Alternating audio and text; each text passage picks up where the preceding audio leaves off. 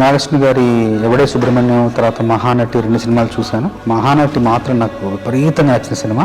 నాయి గారు కాల్ చేసి రమ్మన్నారు, వెళ్ళాను. వెళ్ళిన తర్వాత సందర్భం చెప్పడానికి ముందు నాకు ఆ కథా గమనాన్ని కాసేపు మాట్లాడి చెప్పిన తర్వాత వివరంగా చూపించారు, కొన్ని దృశ్యాలు చూపించారు.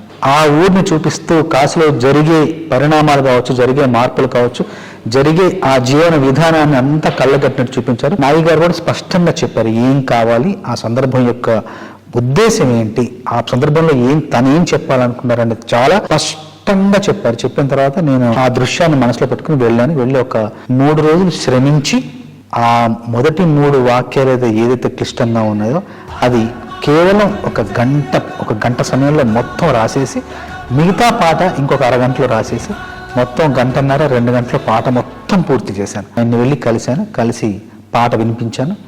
ఒక్క మాట కూడా ఆయన సవరణ లేకుండా, కరెక్షన్ లేకుండా పాట మొత్తం బిగిన చాలా బాగుందని చెప్పారు. పల్లవి రాసిన తర్వాత చరణాల్లో అవతార స్పృహ, అవతార స్పర్శ కొంచెంగా ఇస్తూ కలియుగానికి కలి యొక్క అవతారం ఎలా అయితే జనించిందో అక్కడికి వేగంగా రావాలనే ఉద్దేశంతో ముందు మాటలు మీనమై